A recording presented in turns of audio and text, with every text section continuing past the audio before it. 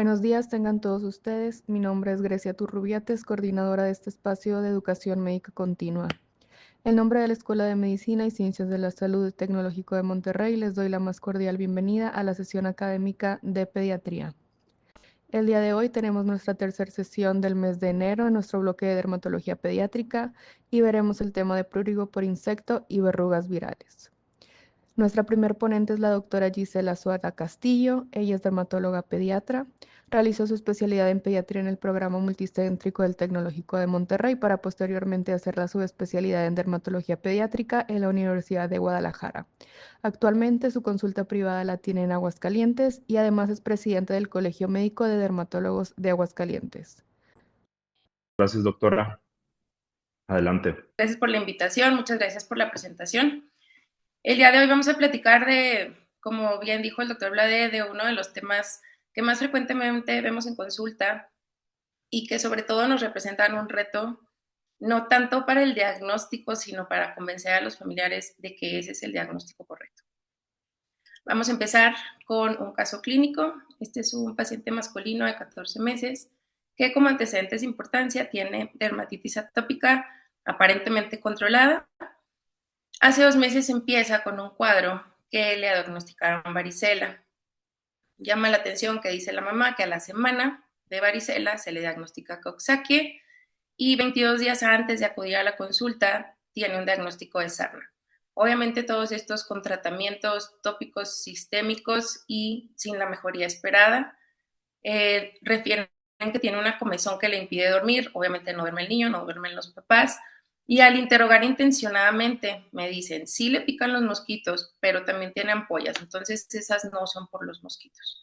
Se sangra al rascarse y al explorarlo, pues llama la atención que las áreas afectadas son antebrazos, piernas, muslos, palmas y plantas, y tiene múltiples lesiones, tiene pápulas, ronchas, ampollas, excoriaciones y costras. Este es el típico caso de prurigo por insectos que llegamos a ver en la consulta. Entonces, bueno, recordando un poquito de las picaduras hacen una reacción local que ocasiona prurito porque el insecto en cuestión inserta anticoagulantes, antiplaquetarios, vasodilatadores que hacen esa ronchita y las consecuencias del rascado, que ya van a depender del tipo de piel y de la tolerancia al rascado de cada paciente, nos va a dar sobreinfección, cicatriz e hiperpigmentación en grados variables. En hasta 3 al 5% puede ser exagerada e incapacitante esta reacción, sobre todo en niños que pues no logran controlar el prurito y es un rascado hasta sangrarse. Y los mecanismos de este prurito se han propuesto 3, mediado por histamina, por IgE y la independiente de ambas, sobre todo de inmunoglobulina E. Los animalitos que más frecuentemente nos ocasionan esto son mosquitos, pulgas, chinches, y me voy a centrar más en mosquitos porque pues es lo que más comúnmente vemos. Sí, también vemos pulgas y chinches. Hablando de la epidemiología, mosquitos son inocuos, están en cualquier parte del mundo, solo en la Antártida no está reportada su presencia, y gracias al calentamiento global ya no solo los vemos en primavera y verano, que era lo más común, ahorita están presentes todo el año en cualquier parte. Y recordemos que quien pica es la hembra porque necesitan los nutrientes para hacer crecer sus huevos. Entonces, los mosquitos tienen la capacidad de localizar a su presa por color, sobre todo colores oscuros, ya sea el cabello, ya sea la ropa. Tienen también sensores para estímulos térmicos y olfatorios y son muy sensibles a la humedad, al CO2 exhalado y a ciertos olores corporales que pues van a depender de cada persona y el microbioma que tengan. No hay, obviamente, estadísticas fiables en México. Encontré este artículo que es de Colombia, en el que hay dos datos que están bastante diferentes. Entre el 71 y el 75 en México se reportaba una frecuencia de 16.3% de la enfermedad y entre el 94 y el 2003 bajó a 2.2. Lo más probable es que sea sub referencia en la literatura porque pues no es algo que estemos reportando constantemente. Entonces, la predisposición sí tiene un componente hereditario. Se ha visto que es más común en mujeres y esto se atribuye a un locus específico HLA, que da más comezón. Hay artículos que dicen que no hay ninguna diferencia entre hombres y mujeres, entre razas, entre nada. Y lo que les decía, el microbioma, hay mayor atracción del mosquito por ciertas bacterias y el olor que estos producen, porque los mosquitos tienen una afinidad por unas proteínas a unión de olores, y entre menor diversidad del microbioma hay mayor atracción. Se ha visto también que pacientes que tienen una colonización mayor por pseudomonas tienen menor atracción a los mosquitos. Y bueno, entrando ya al cuadro clínico, la reacción a la picadura va a ocurrir en fases, o sea, no desde la primera picadura se van a tener reacciones exageradas o no. La reacción inmediata es la roncha que ya conocemos, que se puede presentar a los 20-30 minutos de que ocurrió la picadura y ese es su pico máximo. Es esta lesioncita redonda que tiene eritema alrededor y ya pasando a la reacción retardada, cambia el tipo de lesión, son pápulas que ocasionan mucho prurito y que su pico es de 24 a 36 horas después de la picadura. Entonces, estas son las fases de las que les platicaba. Fase 1 son las primeras picaduras o la primera en algunos casos. Solamente vamos a ver una mácula eritematosa y ya en fase 2 son las picaduras subsecuentes, es ya cuando hubo una sensibilización previa y solo van a tener reacción retardada.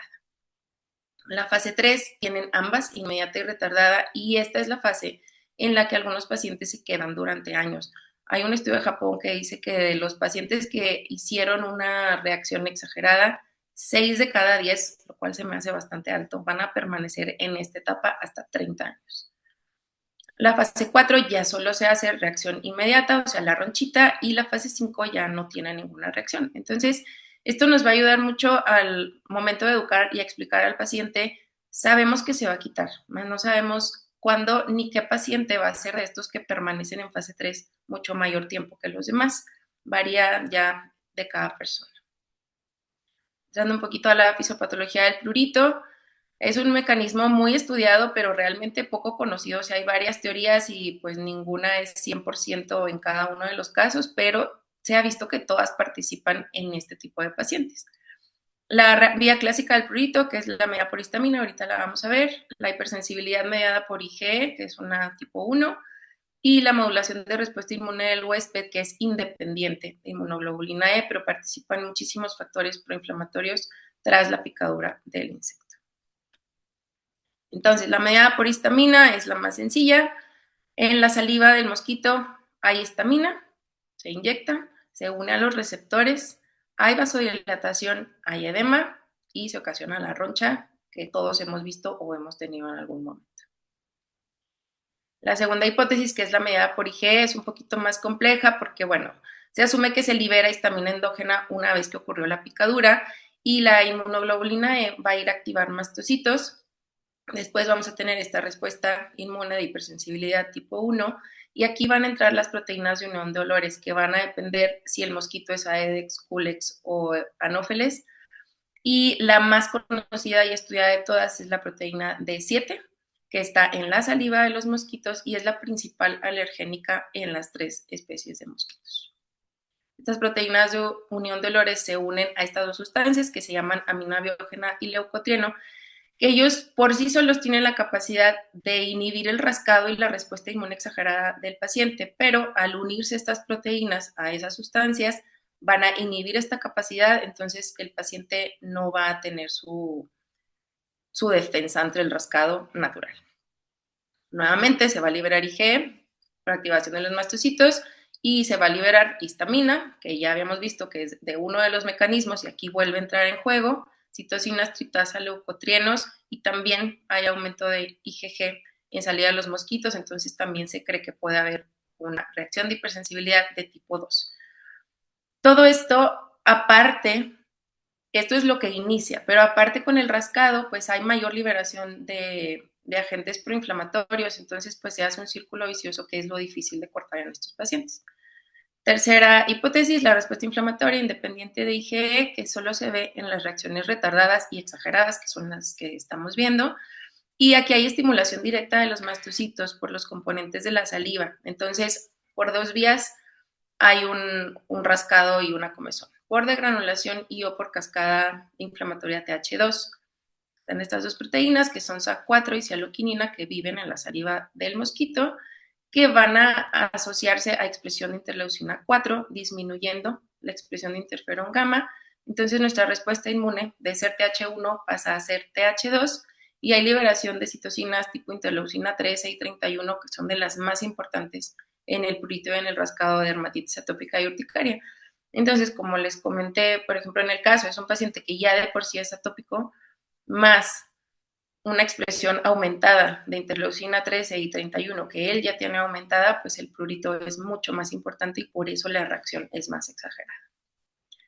Urticaria papular, que es la más común que vemos en la consulta, son estas ronchas y pápulas pruriginosas, pero que pueden tener también ampollas, como vemos aquí, y una reacción hasta, pudiera decirse, vasculítica. A veces está la picadura y alrededor tiene un halo que es violáceo, entonces ahí sí confunde un poquito el cuadro clínico. Puede haber incluso necrosis, confundiéndose con algunos de los diferenciales que vamos a ver más adelante. Y sabemos que es crónica y recurrente. Esto va a ser bien importante ahorita que veamos lo de diagnóstico, porque hay un acróstico que nos ayuda mucho a orientarnos hacia el diagnóstico que tenemos enfrente. Cicatrices, que bueno, luego eso es lo que más les preocupa a los papás, es que le van a quedar cicatrices. O sea, primero tenemos que cortar el ciclo del rascado, ya después vemos cicatrices, pero pues obviamente es parte de quitar este prurito y que nos ayude con la mejoría del paciente. Es una reacción de hipersensibilidad tardía, como habíamos visto, más en atópicos y tienen mucho juego los receptores de olor, porque por ejemplo los atópicos pues se sabe que tienen un microbioma bastante alterado hacia menor diversidad, entonces pues sí es más común que les piquen a ellos. La reacción alérgica inmediata, que son las ronchas que conocemos, el síndrome de Skeeter, que es este niño que de repente nos mandan mensajito, nos llaman de que, oye, le picó algo y ya sea que tiene el ojo hinchado, la oreja súper hinchada o tiene una zona en cualquier parte del cuerpo que está la picadura y toda está indurada y eritematosa. Puede verse a veces también un poquito violácea, o sea, aquí el eritema y la induración no se ve tanto, pero subió hasta acá. Y este es bien importante saber que a veces les puede dar fiebre y que es parte del cuadro. Se confunde mucho con celulitis, con erisipelas, con procesos infecciosos que obviamente van a tratarse de forma diferente y que van a ocasionar mayor ansiedad en los familiares. Entonces, saber que también existe esta reacción, una reacción sistémica tipo urticaria o anafilaxia, que pues bueno, la anafilaxia ya sabemos es una urgencia, hay que tratarla con epinefrina, hay que tratarla en hospital. Y hay también algunas relacionadas con inmunodeficiencias como Epstein-Barr y síndrome proliferativo de células NK, leucemias, linfomas y VIH. Entonces, el reto mayor, diagnóstico, clínico, 100% clínico, o sea, realmente hacer una biopsia, vamos a encontrar datos que no nos van a decir mucho, o sea, edema, extravasación de eritrocitos, linfocitos, los eosinófilos en dermis que se pueden presentar en muchísimas patologías y que siendo pacientes pequeños muchas veces, pues de verdad es mayor el estrés que lo que nos va a arrojar ese estudio. Este es el acróstico que les decía, Scratch, para orientarnos mucho al diagnóstico. Son lesiones simétricas que ocurren en brotes y esta es una pregunta bien importante. La mascota no necesariamente ni existe y nunca es el culpable a menos que sea por pulgas y las tenga la mascota. Entonces también eso es importante hacer hincapié que no es necesario, no es que no tenemos ninguna mascota, no es necesario para el diagnóstico. La edad, lo más común es entre 2 y 10 años, pero pues hay pacientes que presentan antes, sobre todo si tienen patología de base, o que presentan después, cuando son estos pacientes que van a permanecer algunos años en fase 3. Lesiones en diana que se pueden confundir con algunos otros diagnósticos diferenciales y el tiempo. El caso que les presentaba, varicela. Vemos muchísimas varicelas de 2 meses de evolución supuestamente, años de que no es que ya le ha dado varicela 4 veces, viruela del mono. Entonces el tiempo sabemos que son meses a años que han estado presentando este problema de forma recurrente. La C, confusión, sobre todo papás, cuidadores, los pacientes cuando ya se dan cuenta también es como que tengo, y médicos. Muchas veces ya vienen de 3, 4 médicos que los vieron, porque pues no es algo que se esté acostumbrado a ver, pero la confusión en todos los involucrados es importante también porque nadie sabe qué está pasando, ha tenido muchos diagnósticos, ha tenido muchos tratamientos y nada lo mejora. Y también importante que es el único afectado en casa. Sarna, que es uno de los diagnósticos, la escabiasis, que nos dicen mucho, que no es que ya me dijeron que es sarna, para llevar 2, 3, 5 meses y que nadie más se haya contagiado en casa es un punto importante para prurigo por insectos. Varicela igual, o no tienen antecedente de contagio, o bueno, contacto con alguien que estaba infectado, o no contagiaron a nadie más de casa que no le había dado, interrogar muy bien eso, que solo sea un paciente. Topografía y morfología generalmente son áreas expuestas, brazos, piernas, manitas, pies o el área de abdomen y espalda baja, que son áreas que fácilmente se pueden subir o mover cuando están jugando, cuando están dormidos. Y la morfología, pues son muchas lesiones, por lo general pápulas, puede haber excoriaciones, nódulos cuando ya son más crónicos, como este niño que tenemos aquí, o sea, tiene la manita llena de pápulas que están más aumentadas en volumen, acá tiene costras, huellas de rascado, tiene máculas, aquí tiene lesiones nuevas que están todavía con su halo eritematoso y acá son lesiones viejitas, entonces también el verlas en diferentes estadios es clave para el diagnóstico. Diagnósticos diferenciales, foliculitis, que tiende a ser bacteriana, realmente no es tan recurrente a menos que el paciente, por ejemplo, se rasure. Entonces es más solo en piernas, pero son todas las piernas donde se rasura. Pitiriasis liquenoides, en lesiones que son con costra o necróticas, aquí sí se puede confundir un poquito, pero pues la pitiriasis liquenoides tiene otra evolución. Son sí semanas, a veces meses, y las lesiones tienden a permanecer de esta forma, pero van cambiando de semanas cientitas, y esta costra es muy importante para diferenciarlos. Exantemas virales, la más común que vemos es varicela, pero pues ya sabemos que esta es polimorfa y no tiene una duración tan incrementada. Escabiasis, que ya habíamos comentado, y eritema multiforme, que hace estas lesiones en diana, pero no es tan extenso, no es tan prolongado y generalmente tenemos antecedente ya sea de infección o de ingesta de medicamentos. El manejo, pues como en todo, prevención, sobre todo si se vive en un lugar que tiene, no sé, es un campo de golf y tiene aguas estancadas, vivimos en algún lugar que tiene río o algún arroyito cerca, o vamos a ir a un lugar día de campo o algo que sabemos que vamos a estar expuestos. Bueno, limitar aguas estancadas en cualquier lado, insecticida en lugares cerrados o que podamos aplicarlo pues cerca de nosotros, repelente sí o sí siempre, peces en estanques en lugares de aguas abiertas, ropa protectora, que como ya vimos, lo ideal es que sea clara para que no lo siga tanto el mosquito y que sí tenga algo que cierre, o sea, el puño que cierre o en el pantalón la parte de abajo que esté cerrada para que el mosquito no pueda entrar y permanecer en el interior o poner mallas protectoras lo más que se pueda. Los repelentes. Aquí voy a mencionar algunas marcas, no tengo conflicto de interés con ninguna. El DIT es el más conocido, es el que más tenemos opciones, está Off, está Exposys, está Cotter, hay muchísimas opciones y hay muchas presentaciones. La duración es de 5 hasta 7 horas según la concentración del DIT. Hay algunas presentaciones como los que vienen en crema, que traen una concentración por lo general 7.5, que son bajitas, pero que son seguras en pacientes pequeños. La concentración máxima recomendada en niños es de 33%, pero por lo general ninguno la trae tan alta. La literatura dice que no en menores de 2 años, pero ya hay estudios que a partir de los 2 meses es completamente seguro, sobre todo a concentraciones bajitas. Los efectos secundarios son raros, sobre todo en el sistema nervioso central, letargo, convulsiones, cefalea, desorientación, ataxia. Tendría que ser una dosis muy alta. Hipotensión, bradicardia también es raro verlo. Las alérgicas, sobre todo cutáneas, pues es lo que más podemos ver. Picaridina, que tiene una duración mayor de 8 a 10 horas, también está recomendado a partir de los 2 años y tiene la facilidad que no tiene olor, entonces es mejor tolerado por los niños. Hay una presentación de Off, que es el Off Kids, o hay el Off Defense en gel, que viene con picaridina, y estas son 2 opciones que podemos encontrar en cualquier súper. Y R3535 es de los más seguros en niños, incluso en el embarazo. Efectos secundarios, irritación ocular, pero pues obviamente tener la la prevención, la precaución de no presentarlo ahí directamente en la carita, no tiene olor.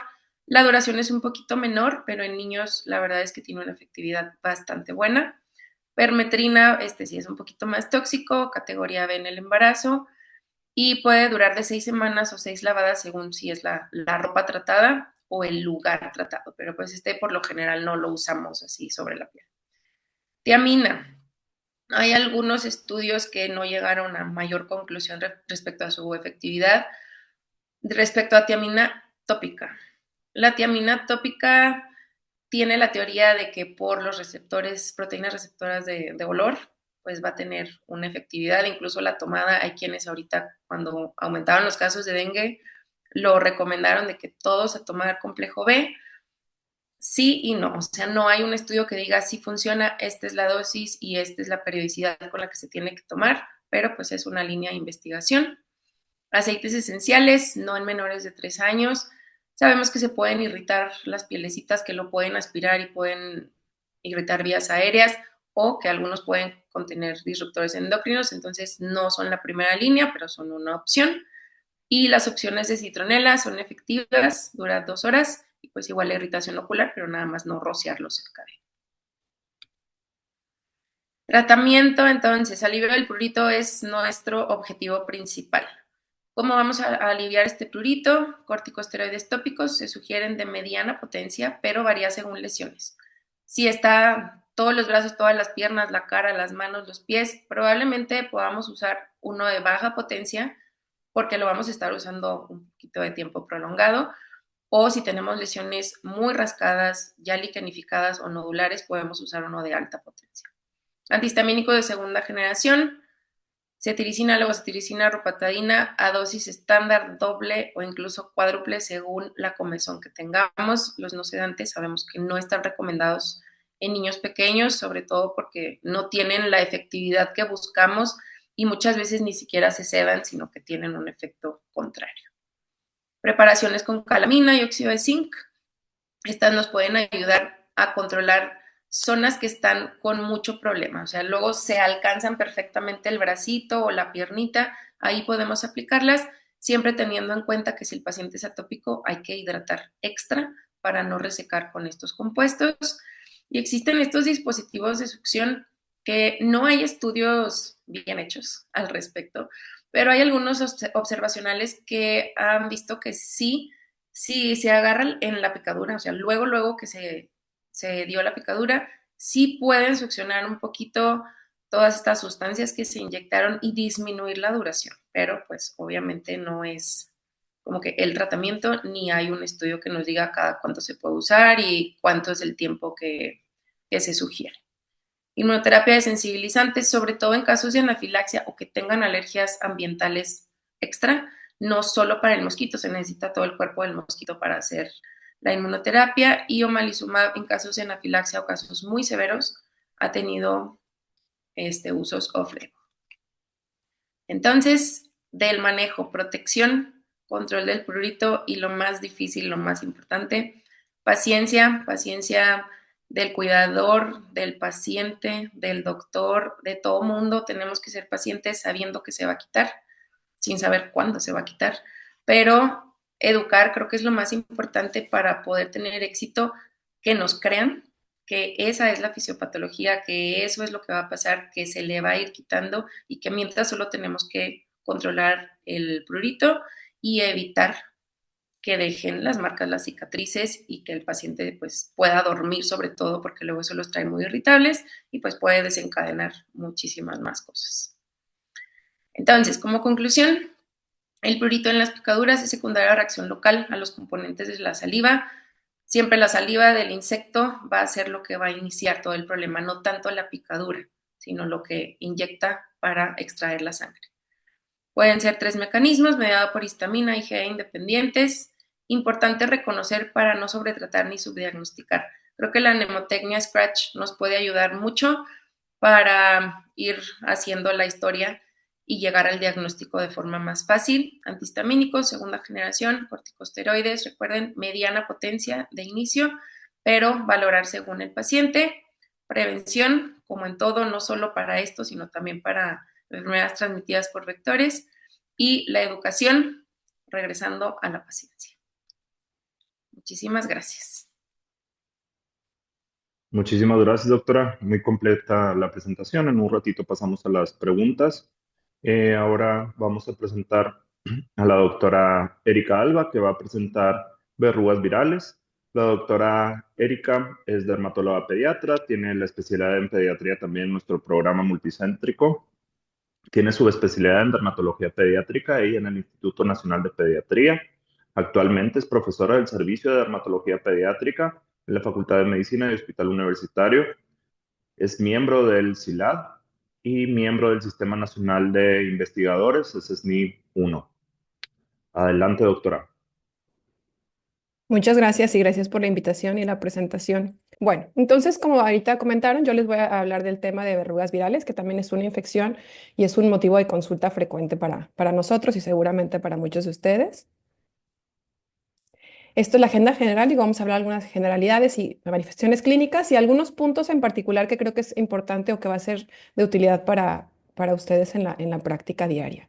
Entonces, a manera de introducción, las verrugas son una infección cutánea que es causada por el VPH. Sabemos que hay más de 200 tipos de este virus, pero bueno, son algunos los que son patógenos, especialmente en piel y mucosas.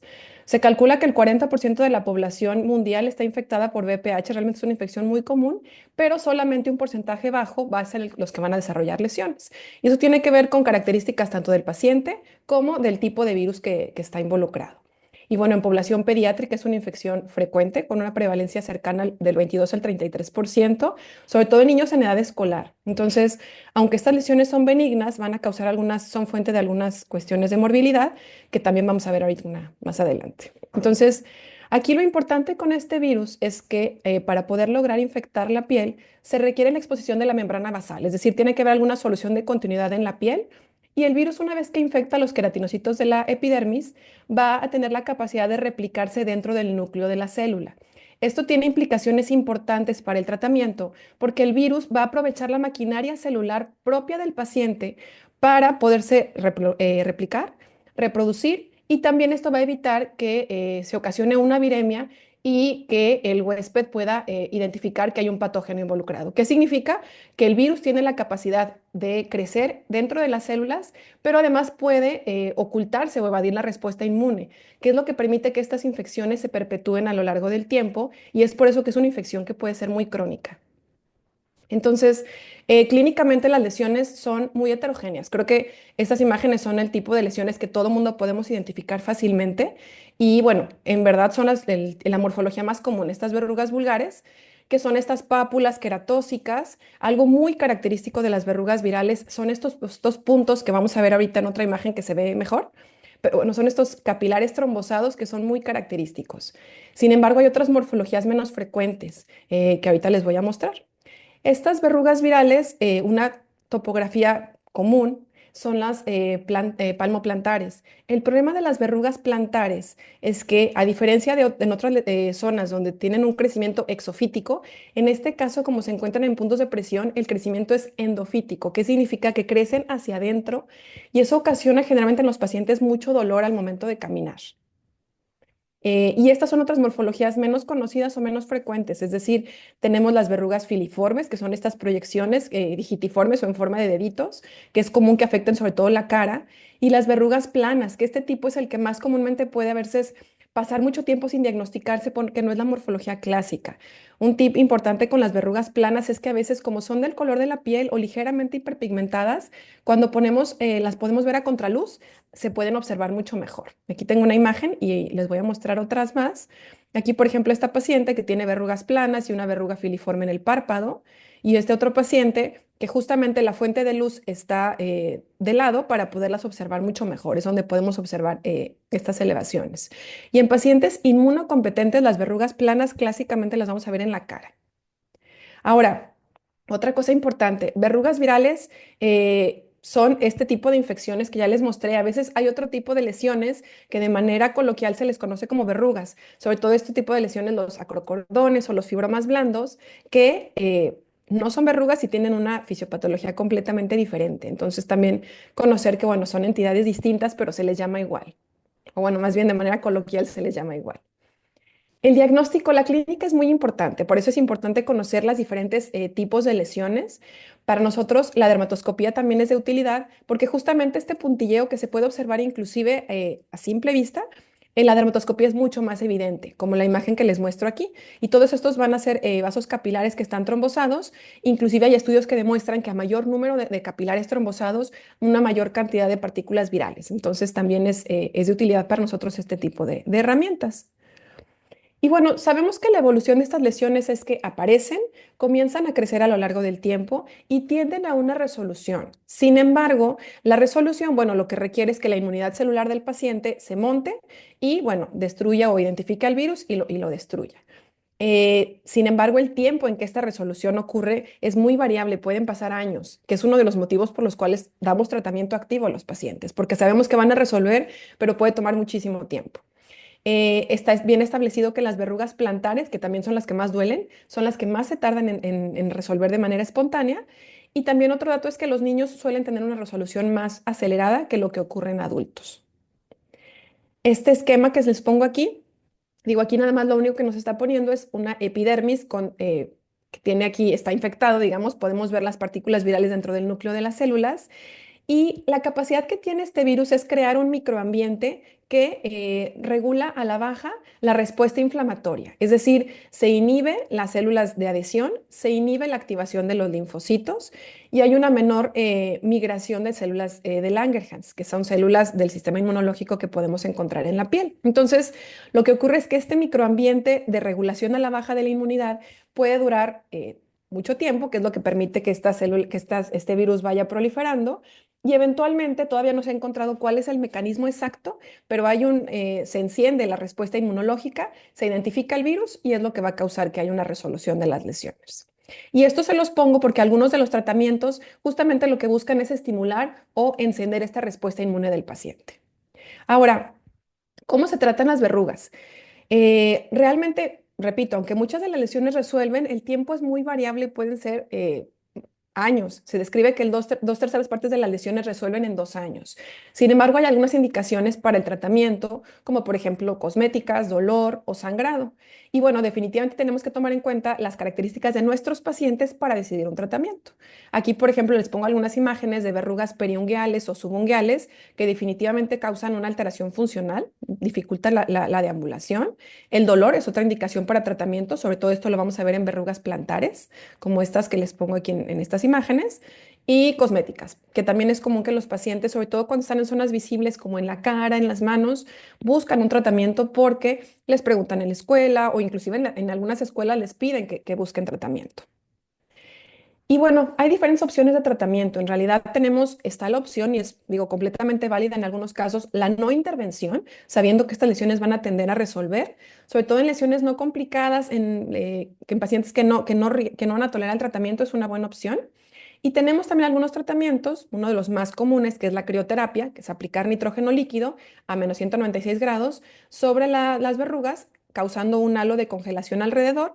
Y aquí lo que va a ocurrir es que va a haber una destrucción por daño térmico, es decir, las células se congelan y al momento de descongelarse, lo que estamos buscando es que las células infectadas se destruyan. Es un tratamiento efectivo, se describe que hay una resolución del 68% a los 3 meses, pero bueno, definitivamente puede causar dolor y eso puede dificultar que los pacientes lo toleren. Y también inclusive en algunos casos se puede haber hiperpigmentación residual. Y están también otro grupo de tratamientos que son los queratolíticos, que los queratolíticos lo que buscan también es justamente destruir o que las células infectadas se destruyan y se desprendan. Entonces va a causar también una descamación, además de una inflamación en las lesiones. Hay algunas combinaciones ya comercialmente que podemos conseguir. Una de las más comunes son ácido salicílico con ácido láctico. Y este tratamiento, a diferencia de la crioterapia que se aplica en consultorio, lo pueden aplicar los papás en casa, dando indicaciones de que tienen que ser muy precisos de aplicar solamente en las lesiones porque puede causar irritación local. La efectividad de estos tratamientos también está bien establecida, aunque sí es menor. Generalmente toman más tiempo en resolver los pacientes.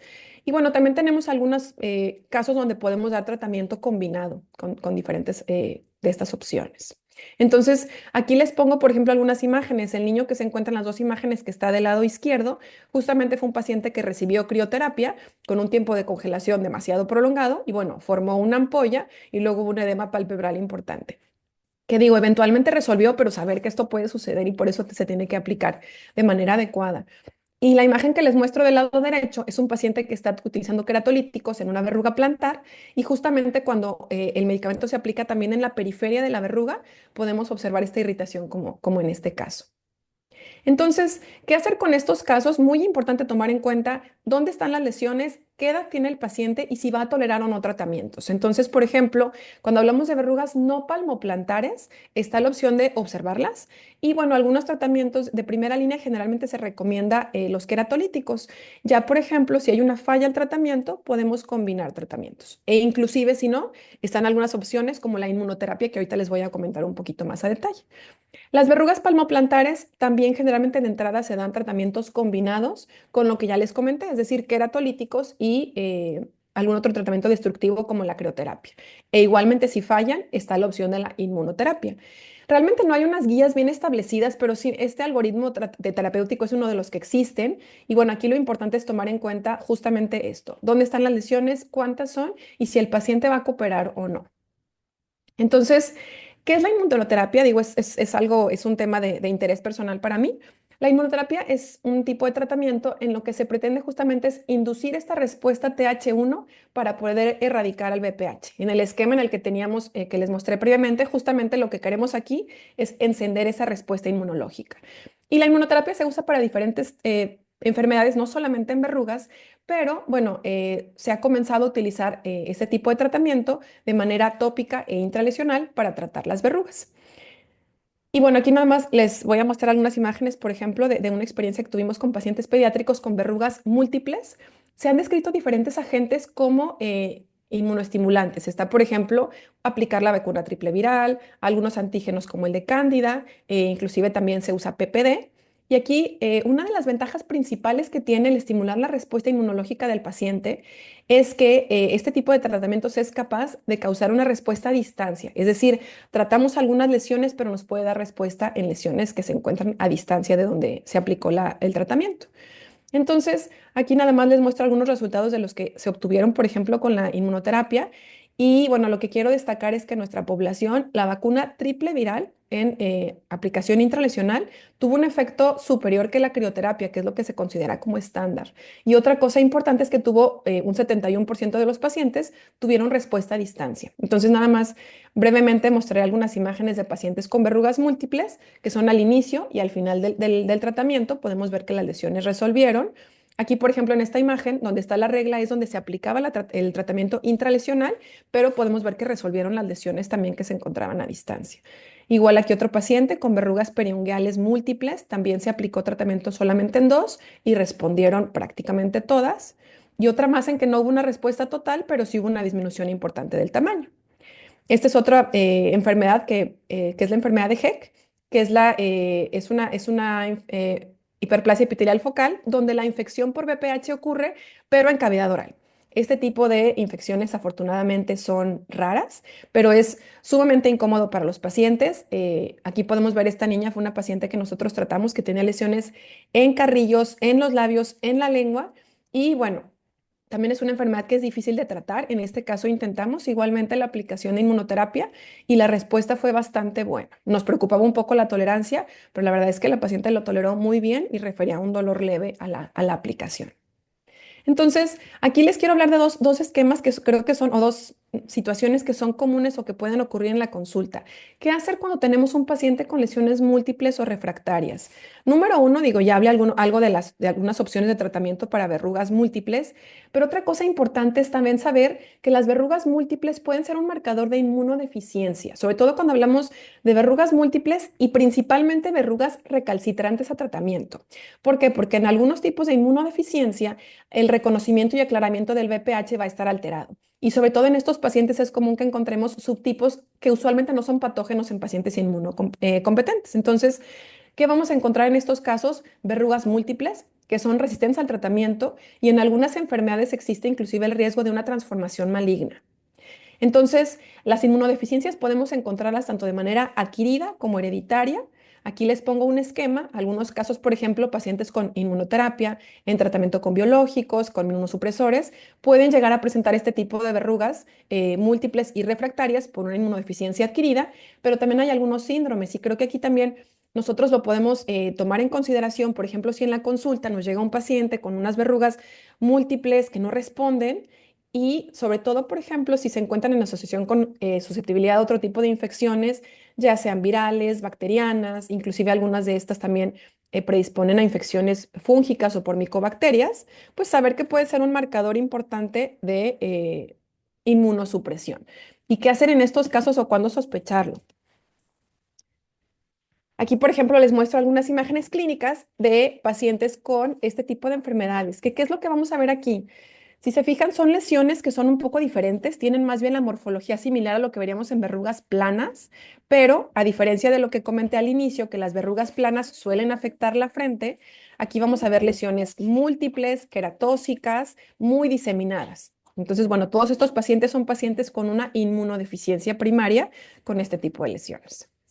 Y esto es otra de las cosas que puede ocurrir. En este caso, un paciente con una epidermodisplasia verruciforme, que es un tipo de inmunodeficiencia, que son particularmente susceptibles a infección por VPH, que bueno, este tipo de lesiones eventualmente pueden tener una transformación maligna, como en este paciente que tiene un carcinoma espinocelular. Entonces, aquí nada más se los pongo un poquito más resumido.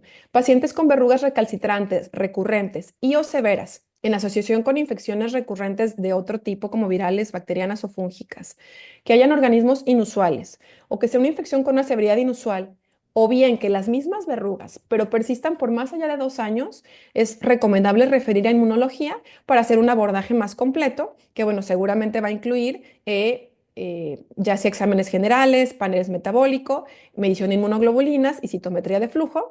Y bueno, cuando se sospecha ya alguna enfermedad genética, algún panel genético o secuenciación de nueva generación van a ser de utilidad para poder hacer el diagnóstico. Y ya por último, quiero hablar de este otro tema que seguramente, o si alguna vez se han topado, es muy complejo por las implicaciones éticas que puede llegar a presentar, que son las lesiones anogenitales. En realidad, en adultos se considera que la infección por VPH es la enfermedad de transmisión sexual más común. Y bueno, realmente en adultos la transmisión es principalmente sexual, pero en niños pueden haber otros mecanismos. Existe también, por ejemplo, el riesgo de una infección vertical por transmisión, ya sea durante el parto, es decir, durante el nacimiento.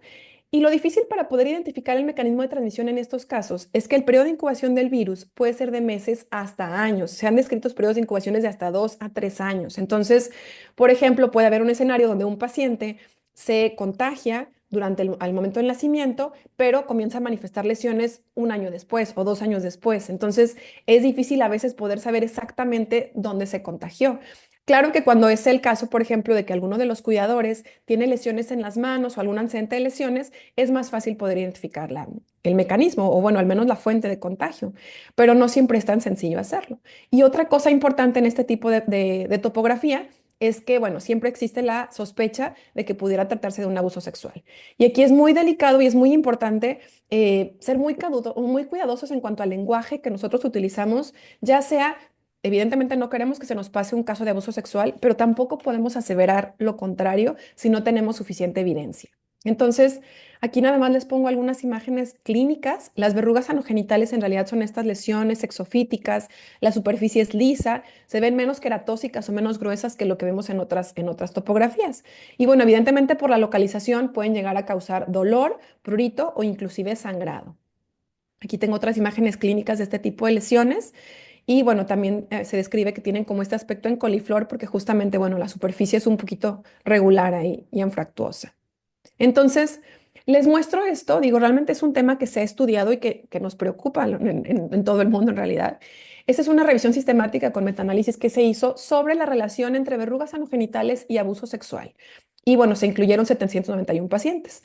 Aquí algo que de manera consistente muestra la evidencia es que la edad puede asociarse de manera fuerte con el riesgo de abuso. Es decir, cuando encontramos lesiones anogenitales en niños pequeños de 0 a 2 años, la asociación con abuso es más baja. Pero el corte, hay algunas series que encuentran el corte en los 3 años o en los 4, pero sabemos que a partir de esta edad la asociación con abuso va aumentando con el tiempo. Inclusive en algunos centros, de manera rutinaria, todo paciente con verrugas anogenitales mayor de 3 años se hace un abordaje al menos en búsqueda de factores de riesgo. Y otro factor que no tiene tanta implicación, pero también la tiene es la localización. Es decir, generalmente en los pacientes con abuso sexual, es más frecuente que encontremos lesiones a nivel genital que en región anal. Y bueno, realmente no se ha encontrado una asociación con el sexo de los pacientes y relación con abuso sexual. Entonces, ¿qué hacer con estos pacientes? Definitivamente tenemos que hacer una historia clínica completa, una exploración para encontrar otros estigmas de abuso sexual y bueno, buscando también factores de riesgo en los familiares. Siempre tratar de encontrar la fuente y bueno, con esto es ver si hay algún paciente o alguno de los cuidadores que tengan verrugas ya sea vulgares o anogenitales. La recomendación en la mamá es que si no tiene papá Nicolau reciente, se lo haga. Y bueno, eso en cuanto a esta parte, en cuanto al abordaje. ¿Qué va a pasar con estas verrugas? También tienden a resolver, generalmente resuelven un poco más rápido que las verrugas vulgares en otros sitios. El 90% resuelven en 2 años. Generalmente sí se les da tratamiento activo. ¿Por qué? Por ser una zona de fricción y roce, por ejemplo, inclusive en pacientes que usan pañal, pueden llegar a inocularse fácilmente y además pueden llegar a causar alteraciones. Repito, generalmente si son sintomáticas pueden dar prurito, ardor y además a los papás les genera muchísima angustia que tengan estas lesiones. Entonces, hay diferentes tipos de tratamientos. Están los tratamientos quirúrgicos o destructivos, que por ejemplo, en este caso, por ejemplo, tratamientos quirúrgicos, generalmente en lesiones en pacientes inmunocompetentes, lesiones pequeñas, no se hace, pero sí hay algunos otro tipo de tratamientos, como por ejemplo es el imiquimod, que lo que van a hacer justamente también es modular la respuesta inmunológica de los pacientes y, bueno, favorecer la resolución. Entonces, digo, los puntos que quiero hacer o destacar es que esta es una dermatosis frecuente en la población pediátrica, es una fuente de morbilidad importante que tenemos que tomar en cuenta, que hay muchas opciones de tratamiento, ninguna es invariablemente efectiva, pero tenemos que tomar en cuenta diferentes factores como la edad del paciente, dónde están y si va o no a tolerar el tratamiento. Digamos, recientemente se ha tratado de dar un enfoque distinto y en vez de destruir las células infectadas, más bien un enfoque hacia la inmunomodulación, es decir, modular la respuesta o inducir la respuesta inmune del paciente, considerar la sospecha de inmunodeficiencia en estos escenarios que ya les mostré antes y por último, hacer un abordaje muy cuidadoso en pacientes que tienen lesiones anogenitales. Y bueno, por mi parte eso sería todo. Muchas gracias. Muchísimas gracias. Si quieres, vamos ahí medio rápido con la serie de preguntas para la doctora Alba y para la doctora Azuara. Empezamos con ¿qué evidencia de uso de inmunoestimulantes orales como coadyuvante en el tratamiento de las verrugas? Ahí, por ejemplo, sí existe evidencia, sobre todo lo que tiene más evidencia es el factor de transferencia. Es decir, también existen otro tipo de inmunoestimulantes. Lo que pasa es que la evidencia que hay es de calidad baja y al momento, y no hay estudios comparativos con el estándar de oro. Y lo que es difícil cuando tienes una infección que tiende a la resolución espontánea es que si no tienes grupos control, es difícil saber si realmente el paciente respondió por el inmunoestimulante o bien porque ya iba a resolver. Repito, lo que tiene un poco más de evidencia son el factor de transferencia oral.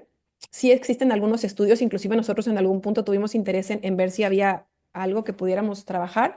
Sin embargo, al momento de hacer una búsqueda en la literatura, lo que hay en cuanto a estudios comparativos con, por ejemplo, con placebo o bien con crío, son reportes de casos o series de casos pequeñas. Entonces, sí existe cierta evidencia. En lo personal, yo no la utilizo, pero también tengo colegas que lo utilizan y tienen buen éxito o tienen un éxito con el tratamiento. Muy bien, y ahora hablando de prurigo, ¿la vitamina B tiene alguna utilidad cuando ya se presentó el prurigo? No hay estudios que digan que es para prurigo por insectos, pero si es un paciente con patología de base tipo dermatitis atópica y se documenta la deficiencia, sí pudiera tener efectividad, pero en ese subtipo de pacientes. Ya después, para el tratamiento del prurito por insecto, aunque ya platicamos que lo más importante es la educación y la prevención, preguntan, ¿el esteroide se debe dejar siempre o solo si con antihistamínicos si no se controlan los síntomas? Y también piden algunos ejemplos de esteroides. Si el prurito es muy importante e incapacitante, sí tienen que ir de la mano y nada más valorar el tiempo de uso y reforzar en la educación que no cada picadura le van a poner ese ciclo de esteroide. Probablemente si son pacientes que está de forma recurrente, dejárselos 3, 4 días cuando tengan una picadura como para evitar, pero no es tratamiento así de que, bueno, es que ahí le pican mucho los mosquitos. Si no tienen una reacción muy exagerada, se puede llevar solo con antihistamínico, pero ya teniendo el prurigo por insectos instalado, sí se recomienda de tratamiento inicial. Opciones de tratamiento inicial, corticosteroides de mediana potencia, puede ser Desonida, es Desowen, Dersupril, Dermalib. Podemos usar también Cutivate, si son lesiones muy ya crónicas que están un poquito más engrosadas, puede ser Betnovate, que es betametasona, o podemos usar algunas hidrocortisonas, pero de las que son con apellido de alta potencia, como Paramantin, y podemos usar también la dexametasona en forma tópica. Muy bien. Y por último, dice, ¿el paciente con verrugas virales es contagioso? ¿Cómo qué precauciones se debe tomar con un paciente que, por ejemplo, tenga las verrugas virales en las manos? ¿Tiene que dejar ir a la escuela? ¿Qué medidas se tienen que tomar?